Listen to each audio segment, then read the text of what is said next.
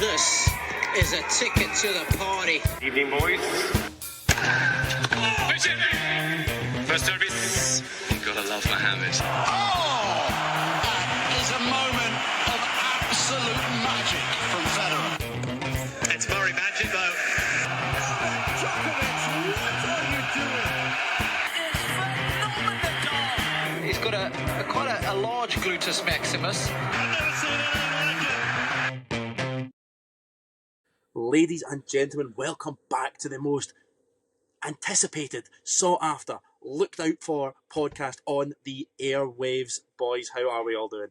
Buzzing off the tree, so anticipated for this podcast. Yeah, I mean, it's a day late. Podcast. I thought you were doing Impulsive. Wait, oh, God. Giving us the Quick big for build-up. 20 past 7 o'clock. Yeah, it's an early start again, boys. I wasn't here last week. I had a great listen to your thoughts for the Australian Open coming up. Obviously, you missed out my predictions last week, so I thought we could just start really quickly with mine before we go into how you guys have all been doing. So I was just thinking, I think I'll kind of go a wee bit deeper into it because no one cares about first round matches anymore. I see Sinner putting Rune out, some maybe 4 sets, 3-1 or something like that. I see, looking at it, Monfils having a decent run, but I can imagine him getting injured. I just can't see him competing at that level for the whole time. Where else does the draw go? Oh, Djokovic could get Alcaraz. I backed him at the start of the year, and I'm going to say Djokovic beats him in 4 sets. I'll go down that route. 4 sets, Djokovic. And on the women's side, I'll have Danielle Collins to be the most healed person we've ever met in our life. Whoa, great predictions, Pricey. Great prediction. Fantastic. So what's man. actually happened, lads? I've not seen any of it. Well, it's been a belter. I think it's been an absolute cracker of a start to the year. Definitely started off as a youngsters tournament. Yeah. 100%. Yao Fonseca, Lerner Tien, Mickelson, Nelson. all making massive strides. I thought, well, this is the year for the young boys. And then out the blue, bang, Novak's like, fucking tranquilo, lads, tranquilo, settle. He's like, you'll have your time, man. And then he goes, bang again, man. Unbelievable. Yeah, I think we're gonna have to come up with a nickname for this combination of Murray and Djokovic, like Mavax or something, or we're gonna have to come up with a way because it's Andy Murray's right in that guy's head. He's playing out his skin. Oh, The master tactician versus the GOAT. So they shouldn't really have any trouble, should they? Should be. I know he's probably gutted he dropped a set to Alcaraz. Nah, see, to be honest, at the end of that, so I watched that match recently. Obviously recently, it was today, it was last night for Callum. But I mean, I had to put my phone on Do Not Disturb all day at work, and I came home and I thought, this is one of the most anticipated matches. I'm going to watch it start to finish. I just skipped through like 10 seconds between points. Unbelievable. See, at the end, I had full on The Rock goosebumps all over my body when Djokovic was like that, yeah, to Murray. Honestly, man, goosebumps all over. I was like, that was unbelievable. I loved it. And Murray's just like, yeah, man, yeah. He didn't know it goes back. I think the way I knew it was an unbelievable match, I wasn't able to watch it because internet's not any good when we start sailing, and I was buzzing watching it come in flash scores.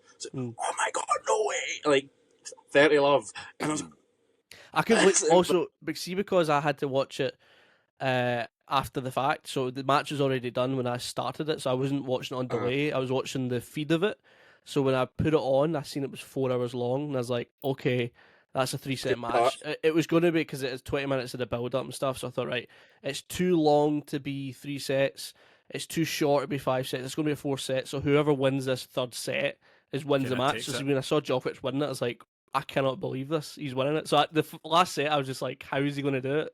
I just knew it was going to happen. He's the fucking best. But it was fucking unbelievable, man. Unbelievable. Yeah, you can see today, it's like in the wee margins. It's like that wee, like his second serve, he's taking a bit off it to get it in. Like you can just see what Murray's worked with him. It's all these little things you can just see throughout his game where he's taking an extra second here, all that stuff that just seems to be working. Like it must be. I think it's clear and obvious that he can't rally with Alcaraz and Sinner. Like that, it can't. Every time it was an extended point, even if he won it, he just looked fucked. but he didn't win many extended points. He was going 20 k's bigger in his forehand than Alcaraz was in the second or third set. 20 k's bigger. Yeah, did you boys not think Alcaraz was like not himself though? Like I felt like he didn't look great, did he? It's been a year we've been saying this. That's been almost, well, maybe say 6 months. Tail end of last year and now, he's not himself. He's not like I know that's kind of just out of the blue me saying that, but we've said it a lot recently. He's not been himself. I'm sure I predicted in our predictions last year that Alcaraz would be highest ranking end of the year would be 5. I just think there's got to be a slump, and it could be this. But I also think what we've got to stop doing, I think this is a real problem in tennis as well. I think we've got to stop saying someone played bad. Right? Djokovic was unbelievable. And the aura the guy brings on court must put pressure on you. Like, exactly. You see him doing his limping about, and you're like, I'm fucked. Like, as soon as Djokovic has an injury, you're like, oh shit. He also does this. I can't win. See out of nowhere where he just like hits a shot and then he falls over like 5 steps left. You're like, oh, you're in the zone now. It's so weird, isn't it? Yeah, it's like call an ambulance, but not for me. I'm gonna get absolutely cooked in the group chat for this fucking comparison I'm about to make. Callum, don't take this to your head because it's big enough. I always think, see, when you're playing Djokovic, I can relate it to playing Callum. You don't ever want to be absolutely pumping him. You want to like make him think it's close. And because if you go like 5-2 up on Djokovic - Callum Roberts, he's going to just do this whirlwind and turn you around and beat you 5. Like, and I think it's the same with Djokovic. You want it tight. You never want to be beating him until you're beating him. I think Djokovic has this like mentality of like he goes down and in the world. No, like when he was at Wimbledon, he lost the first set like 5 matches in a row. Like I think as if he wants the world to be against him. He's like, look what I can do, and when everyone thinks I've lost, and he just clicks in it. It's unbelievable. Like, the way he was going inside, didn't he? Aye, Channel 9 News. Yep. He's got that. He's got them against him. He's the bad guy again. Yeah. See if that didn't happen, I bet you he doesn't play as well. Like he's crazy how the guy just pulls things in, and he's like, "I'll fucking win just to shut you up." And then that's what he does. Yeah, the injury helped that as well. The injury was the adversity and also clarified a wee bit. He might have been doing it already, but it made him absolutely sure he has to be super aggressive in the second and third. Because he was saying in the interview, if he didn't win that second set, he might not have continued. He probably would have continued, but he might not have. But then you could feel Alcaraz wasn't as confident as him, so he thought, "Fuck, I'm going for it, foot down." And unbelievable. Did you see Alcaraz do his the Djokovic injury at one of the crossovers? He just started limping about. I loved that. Yeah. He's learning, man. He's only like 20. He's 21, right? So he's learning this from Djokovic. So in like 15 years, 16 years so time, young, man. He can do this to somebody. Feels as if we've had him on the tour for ages. We had a debate outside of the podcast about the standard of tennis from these young boys. I just think it's bollocks, to be fair. Like, Sinner and Alcaraz are incredible tennis players and would be comfortably inside the top 5-6 players in the world when Djokovic, Murray, Federer and Nadal were there. Like, they would still get, like, Sinner and Alcaraz would still get wins against these boys, and maybe they wouldn't have 2 and 4 slams, but they might both have 1.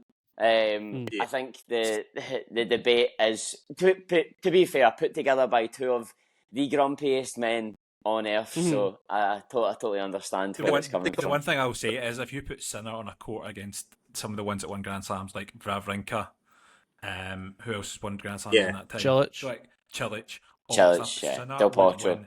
3 sets. Oh, I'm not having Del Potro. Good guy. No, but Sinner. Yeah, but Sinner smashes him though. Sinner's read that comment out, or will we just? Yeah, go. You should read it. Okay, this came from a listener who has actually also emailed in before with another negative view, so it's a bit on brand. I'll just read it to you now. If Djokovic wins this, which it looks like he will, what a sad indictment of the current generation of tennis players, and their golden boy gets cuffed by someone who could really be just enjoying his retirement. Really, really poor generation of tennis players. Ooh. Do you know? See the guys that are coming through there now. Obviously, you've got Djokovic, Nadal, Murray, Federer. They all have an aura about them. These guys have got absolutely no aura.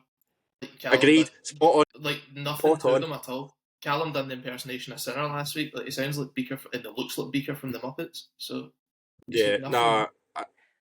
I quite But it like takes Rune time. at the start.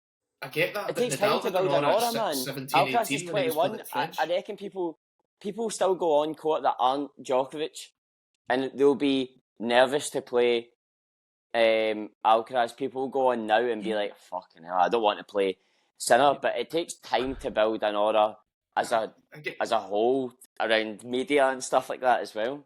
We're talking about Novak Djokovic, like arguably the greatest tennis player of all time, who has had adversity over adversity. He's had public thing in the public for more things than tennis. It is bigger than tennis, as in a personality, like Nadal and Federer were, like, or still are.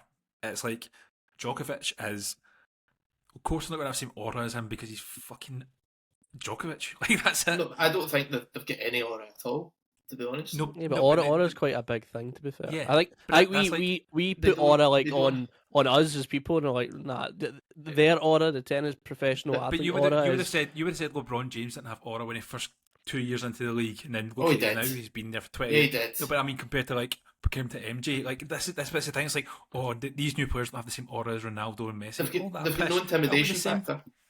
It'll be the I same think as, they like, do. I think that's I don't. bollocks. Like, I think Mate, guys go in the within the court with sport- them and Within the they've sport, got they nothing do. to fear. Sinner.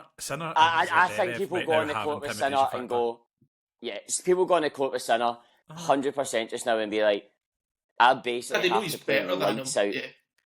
Because just to say, like, we're going to, because it's now, we all know it's Djokovic v Zverev in the semi-final. Zverev today didn't play great, but because of his intimidation factor, he came down from 2 sets where he should never have been in, never in a million years, and he won 2 tie breaks, one in love, I agree. because he had aura over Tommy Paul, who Tommy Paul has a record. Yeah, I 4-0 think Tommy before Paul him. was like, holy shit, I've never been here Shit. before. Yeah. And Zverev was like, I'm the fucking second best player in the world right now. See how you mentioned earlier about Djokovic losing first sets at Wimbledon 5 games in a row and then coming back to win. One of the boys who beat him in a first set of a game was Jacob Fernley. What a tournament for the young man. Yeah, and he warmed Djokovic up yesterday. Absolutely. Oh, did he? All right. Yep. Oh, that's good. He was Aye, That's Djokovic's great. hitting That's partner great for before him. the match. What's he up top 80 now in the world, isn't he? After that rerun. Good on him, man. Like, that's... You know, everyone's saying, oh, you probably think second round you'd be disappointed, but that was so good for him, I thought. And I was actually buzzing for him. Don't know him at all. Don't know anything really much about him. But good on him, man. Third. Third round, man. Third round. Yeah, third round's massive. In a slam, you think third round any tournament? See, third round of a slam is massive to these guys. Outside top 25, it's like a real goal. Third round, fourth round onwards. As the anti-British correspondent for the podcast, he's only one that I would actually give pass marks for the full tournament if you're British. Jacob? Oh, mate, spot on. They're utter pish. All of them. Jack One in Draper love for done not okay. I would Jack give Draper. Jack Draper pass marks. Just I would give him a C. for, A C. C. You wouldn't get a fucking B minus. He had a tough for, draw. for me, he does well. He plays playing someone in a slam from where the slam is held is so tough. You see at Wimbledon how many Brits pull off mad victories, like fucking Liam Brody just starts becoming like best player in the world and like beats Casper Ruud and Rublev and stuff like that. Like playing someone from the place where the Grand Slam is so hard, especially like Kokkinakis when he's a fucking superstar here, man. Like he's everywhere. So they come through that, they come through another Aussie That's as well. indictment He of does well. Aussie tennis right there, by the way, if he's the superstar. Mate, How the mighty have fallen. Australia have so many players. I was shouting them on. So you were at it though, Cal, weren't you? How has it been over the days you were there? Was it fucking unbelievable? It's a great Our atmosphere, local mate. The correspondent. vibes. The Compare it vibes to are Wimbledon. amazing. On the spot. Compare it to Wimbledon, it is a lot less tennis-like and a lot more alcohol-based. That Sounds sounds like rubbish. the best to be. That sounds terrible. So, I'd hate that. I mean, it's full of Instagram influencers and there's a big oval and everyone just sits there and drinks and sometimes the matches aren't well attended because everyone's just drinking instead. So, just out of interest, is that a kind of thing you can just get a day ticket for, or From 5 is it o'clock quite onwards, from 5 o'clock onwards, it's $20, £10. That's class. That's class. I think the ticket situation. I think because we're used to Wimbledon and it being like you need to be almost like in a club to get a ticket, unless you like go into debentures and just bypass stuff. You got to get lucky in a ballot to get a ticket. We're not used to like the other slams where you can actually just get a reasonably okay ticket and just go to it. I could wake Wimbledon's up a bit more today closed and club. get a ticket for Sinner's match. Yeah, Like, that's good. That's brilliant. bad and good. Yeah, bad but it's and good. always busy. So- Like the first day there was 90,000 there. It was nuts. How much Yeah. a Speaking pint? of bad and good, Ooh. Danielle Collins, bad but great tennis player. Yeah. So Yeah, it's to can be I just fair- answer you? You don't do pints, just do schooners. Oh yeah, forgot. They can't handle it the same. Forgot. Yeah, her doing that, doing the big Hulk Hogan here. What an absolute bit of heel work that was. And the Yeah, slap she's of got a the- lot of pricey about her. The kiss my ass. Oh. That was fantastic. She does have a lot She's of got pricey, so doesn't much pricey about her, man. It's unbelievable. she? Oh, honestly, I was just watching it. I've even shown people on the boat who have absolutely no interest in me as a person or the tennis, and I go, that's quite cool. Yeah, I think it kind of went a wee bit viral beyond tennis because everyone's just Yeah. like, Yeah. we'll love that. Like it's a bit the bit of the That fuse. that went viral in the Wii Tennis animation Oh, of the fuck, matches it went did. viral. Who's the player? Who's the player that did the Genius by backflip AusOpen, on the man. Wii tennis? Yeah. Oh god, who was it? It was Was Medvedev, it Madison was it Keith not? or something? No. Yeah, it was. Oh, Yeah, I'm pretty sure it was. It was a American player. woman. A woman. She Yeah, it was one fell. player. She dropped her racket, and then the Wii character done a backflip, and, Yeah, and and it just just got stuck hovered in like there. the crowd. See when Medvedev was smashing the net against, was it Tien? I think he was smashing. Yeah. He's the That's Wii tennis character was smashing the net. It's unreal. I'd love to That's see. great, Remember chat. when Medvedev won and he started doing this, like your fish dance or whatever it was? Yeah. I'd love to have seen that. What do you think? That would have been brilliant. worried That's a about him. cracking idea. That's brilliant. Yeah, it was a wet squib, a damp squib. What's the word? Damn squib. Damp squib. I'm worried about because him. I I thought think he. he's. Yeah, this is the fall off. I think Well, so. you all said. I said Rublev Tsitsipas as fall well. off. By the way, that was fucking round one, baby. Thank you very much. He's fallen off, but his missus is doing the business, man. Beating Coco Tell you off what, there. man, Who? I watched that match. Badosa? Badosa. She bullied Goff. I know Yeah. Goff's forehand was like on the yips, but she proper bullied her. She's it was fantastic, quite- isn't she, man? Aye, and do you know what? Like, she's got the power. Sabalenka, fair play to her, grinded through today as well. That'll be a good semi-final because if Badosa's on it, she seems like I she's, love- she's like, I love They're not best Sabalenka. pals as well. I think they're Yeah. pretty tight, to be honest, yeah. Mm. I like the game. I honestly love Sabalenka. I think personality for the game, top tier. Oh yeah. Yeah. Like the difference between her Oh, and I was Iga gonna say- Swiatek is night and day. Like So such a endearing personality. You want to watch her, and then you watch Iga, and I'm just like, oh my fucking god, please lose. see, Iga is see how she's only dropped 4 games in the last 3 matches. Is it because she's a drugs cheat? Oh, Nah, she's just too Can't- fucking good, mate. Thing is, Well, she's- you she's said said that that- the day after WADA have dropped aren't know. pursuing it anymore. So what WADA's come out and said, nah, she's fine, and Skinny's like, no, she's not. Aye. No, it was Fucking just just outside it. know. Fucking test her. Fucking test her, man. No fucking way. all I'm saying is, I think we need to just keep an eye on that whole situation, not just Iga, but the rest of tennis, because we don't want WADA to have watch. WADA watch, yeah. Well, tennis, if you're listening, Ross Skinner has implied a watching suggestion. And you should all be worried because Doping Skinny's watch along. out. Doping, yeah. Mark McGrath would be really good at that job. Drugs He'd be watch. a great WADA guy. He'd be a fucking nightmare showing up at your door at 6 a.m. Pee. Why, what do you mean you can't pee? He's Mark, our good Well, I'm going to friend, fucking is like- watch you then. And we get updates on whether one of our other friends is in or not because, like, well, your car's still outside, so where are you? Yeah. Yeah, excuse me, we were out last night. Why is your car at the tennis club? Oh, fuck me, man. Bit suspicious. Out at 8 o'clock. You know, see the great thing about this? Mark used to say, "Oh, I never get a shout out on the podcast." He's got a The full last segment. 2 or 3 times he's been absolutely rinsed. Spurt up and fucking rinsed. Boys, we've actually had a lot of debates recently. This is a bit of a jump to change topic. Pricey, you mentioned it before.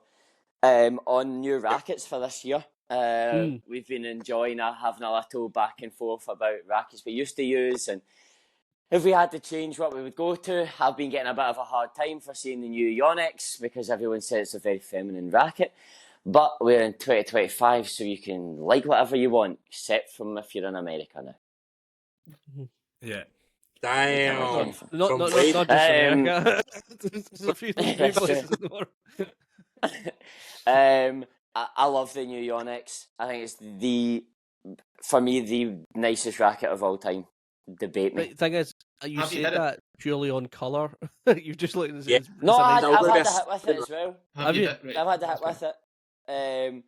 The rackets to hit with is nice. It's not like the best racket I've ever hit with, but just looks wise, I'm like, holy fuck, that is beautiful, Well, man.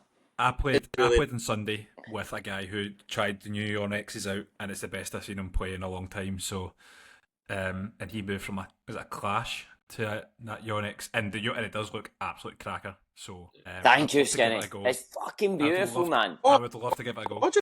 We've never disagreed it's not gorgeous, but it's if you put lipstick in a pig, it doesn't get much better looking, does it? No, but I think that's the thing. I think the racket, it's the control on it now compared to what it used to be like with Yonex. Yonex was quite flimsy. Like, well, what Roy was saying Yonex is the just control fucking extremely powerful racket. Yeah, he felt he had control on his power, which if the minute you get that, you're going towards like a pure drive, which I play with. Yeah, well, what is our racket journey, Skinny? So you play with a pure drive? Yeah, so give us start to finish. Yeah. Give us start to finish. Yeah. When I was younger, I was always Wilson. Remember, T Hammer was the last one before I went to the pure drive. And obviously I chucked tennis for 7-8 years, what it was, can't remember now. And when I came back, I used my old pure drive, and then just because I was enjoying hitting with them, and someone at the club when I was at London was like, they're like sold, mate. So I was like, well, I'll buy the new pure drives, and I've just kind of stuck with them because why not? But I would love to. Yeah. I would love to go and change my racket.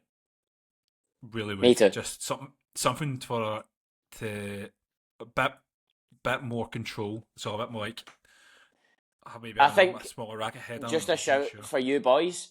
I think you boys should.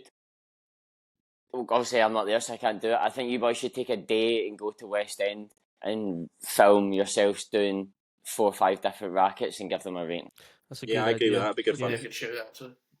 That was a good shout. And let me know when Let's you're hear next yours. one. I'm excited for this one. On my journey, I think I started with Just rackets, not as a person, man. Fucking Not hell. life. We don't need to hear about New Zealand. I don't have the next 12 I was I literally was just like about to that. say I went to New Zealand. How long ago was that? It was 7 years ago. Stop. Just nearly 7 years ago to the day I went to New Zealand. Actually, thanks for bringing that up, Gary. Was it Actually, you just know for a why? week, wasn't it? You know It was what just for a happened? week, yeah. I got when your phone messages you your photos app and says like, "Here's a memory." It messaged me just before we start recording. I'm out of memory. Right, my racket journey. I think I started with a head radical. Wow. I thought radical. I was a bit radical, so I thought, my game's radical, my racket's radical. The marketing really got me there. I remember going to Wimbledon. How did this boy grow up in Port Glasgow, man? And live? Oh, no. It's a minute. By moving to Greenock. yeah, did actually. Oh yeah. I went to Wimbledon 2009, and I remember I bought a Nadal racket. I bought Aero Pure Drive, Aero Drive, Aero. What's it called? Mate, Aero. I'm sorry. You're a marketer's dream, like, or a major event seller's dream. You just go and merchandise everything, man. Just like, I'll buy that, thousands of pounds. That's what it started, man. Fucking shite. What I've got, honestly, right in this room, right, I've got this shirt on, which is Wimbledon. I've got two. I don't know why I've got 2 tins. I've got 2 tins of balls that were used at Wimbledon. I don't know what else I've got. You've got the white version of that T-shirt. Of course, I've got the white version, Gary. But what happened? Hang on, I need Callum here. Do you remember when I first started coaching you, and Ross P was also a coach, and he came back from Wimbledon with 7 of the same trackies, one for each day? Yeah, he came back and he had just bought replica of trackie, man. That's what I do, man. You gotta get merch from places you go. You get a hat from where you go. Love it. You get trackies. You get a shirt. You get a racket. But I got a racket. I couldn't fit it in my bag going through back in the plane. So I don't know how it got back. It got back to here somehow. So I had that. Didn't have it for long. I think it went back to head. And then I think it was head radical for a while actually when I had a 2-hander. And then I had got this Wilson. Oh no, I had a deal with Dunlop. So I had some Dunlop's struggling that badly on tour that they've gone, fuck it, we need to find some random guy that will play with a Dunlop. Imagine what was expected by a racket. You said Ross B's face on it with Dunlops. The best thing about stencil of the stencil downhill going, I need to sell Sports Direct. The best thing about it, they gave me merch as well. They gave me like hoodies and shirts and hats and shit. So I had Dunlop Strixon CX200 for a while. So I had that because it was free. So I thought, and I was plugging it. So I thought I'll need to use that for a while. So it was like a 5 or 6 year period at least where I wasn't actually like looking at a racket for myself. I just had one. So that I almost got a deal with Prince, and then COVID shut everything down. So I didn't get that. I was going to have a Prince racket. I have no idea what it would be called. And then I had a Wilson. So it looks like a Pro Staff, but it's not a Pro Staff. It's a prototype version of a Pro Staff with a larger head. It's called a Wilson Precision Pro Staff Precision, which is not my game, but it's version 1.0, and it's discontinued. So I bought it for like £80 from somewhere. So I've got a couple of them. But now this week I've fallen in love because Pricey, your racket has been hoarded out to the club. Basically, everyone's having a go on it. So I had a go. I know it's like fucking Bonnie Blue rackets, but I had a go with it. I don't know if I can cut that. I might have to cut that. Nah, do it. We're all grown ups. I had a go with it on Monday, and honestly, it was unbelievable. It was so easy to actually. It wasn't easy to hit with, but it was like it wanted to go through the air a lot smoother than my Wilson, which is probably why that was a prototype version I found on basically like some dark tennis web.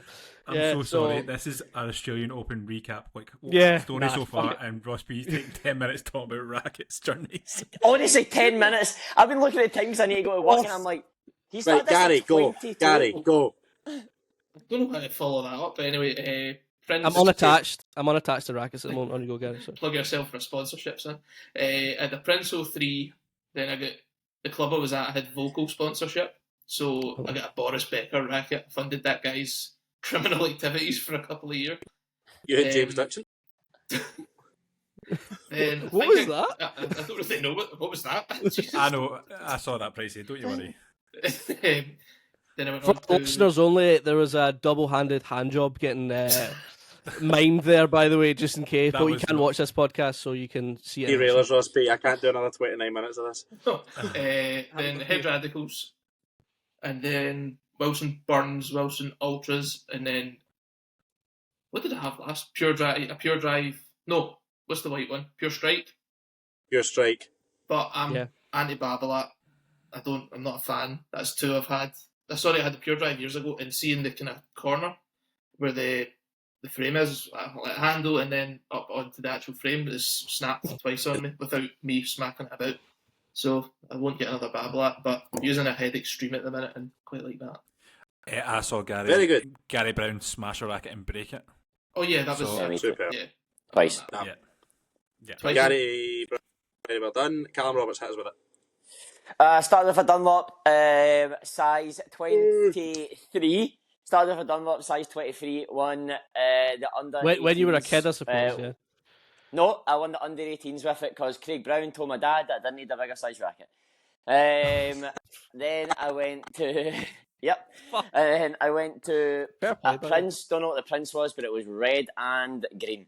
Then I jumped from Prince to Radical, which I stayed with for about 10 years. Then decided on a fucking mental day, tough year of my life, and I went with a Wilson Burn. Worst decision of my life. Back to Radical, and then I went to Pure Strike, loved it, and out here I'm Head Speed, maybe the greatest racket of all time in my opinion. What's it? That at the end, man. Could be. Pricey, you played tennis before? I'll start, a couple of times, man. Went to the Racket because Callum did as well. One day my mum was hungover as fuck, couldn't be asked me anymore, so she sent me to tennis, went into Smith's and bought me a Disney Princess racket because it was the only one that we had left. And then from there, that probably suited you as a kid, to be fair. Describes them well till my mum was hungover. So first real racket, sort of men's racket was Babolat Aero Pro Drive GT Plus. Then I went to a Head Speed, which lasted about 3 months. I hated it. Then went back to the Aero Pro Drive, but remember when they started doing the lime green instead of the yellow and black? So that was the first year I got that. Then I was with them for a long time, coaching and stuff. Really liked it. Then realised how shit I was at tennis with it. So moved to Wilson Blades. Absolutely loved the Wilson Blades, but everyone else thinks it's like hitting with a plank of wood. Pricey, can you tell the story quickly about the Wilson Blade and your first match back from? Oh Christ! I'd been back at sea. I'd been back from sea. I was away for 8 months. I had 3 days of playing tennis. Then I get chucked into my first ever match playing with Gary Brown. Hard enough on the soul without having played for 8 months. 2 games in, we switched ends. 1 game in, then switch, went down to the other end of the court, swung at a forehand return, and my racket flew out my hand and went into someone's garden. And I mean, this is a substantial fence. It's not like a hip height fence. It's a good 12-foot fence. And the racket was gone, and we were on the phone to people, and I'm going, no, the other rackets haven't been strung yet, and I can't use them. I need the racket. And we get pumped 3 loves. But then I went to Head Radicals, the MP edition, the Mr. Price edition, and that was the same day I bought those rackets when I was sick in my ex-girlfriend's bed and had to buy a mattress and 2 rackets, and I was about $1.50 down. So, and now I'm looking again at the new Radical. I could see a Babolat return for Callum Price very soon. Embrace the forehand, man. Boys, you know what? The Babolat is just beautiful. I actually need to go. Love you. Yeah. Leave you. Home time for everybody. Love you all, listeners. We're going to put a poll out on Instagram. You tell us what rackets you've got just now and what you would ever consider changing to. Quickly. Who's winning the AusOpen? Who's winning the AusOpen? Alexander Zverev. Bye. Djokovic. Sabalenka.